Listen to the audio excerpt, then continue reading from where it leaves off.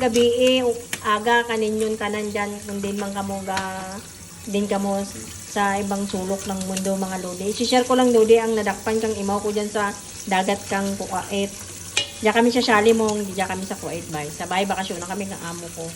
Taman mong kabahol mo ang mga kasag na nadakpan niya kaya Ano niya lang na lodi, isang oras niya lang niya dinakop dyan, isang oras kalating oras na.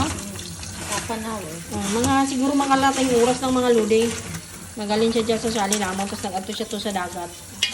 Diyan lang mong sa pagnaog dyan, dagat rin nakanamon mo. Kaya Amora nadakpan niya lodi, tamang mga kabahol gid. Duro pa gid lodi. Siguro mga 3 ka kilo dyan mga lodi or sobra pa gid.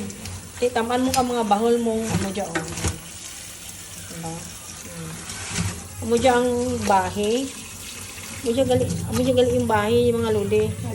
Hadlukan ko lodi magkapot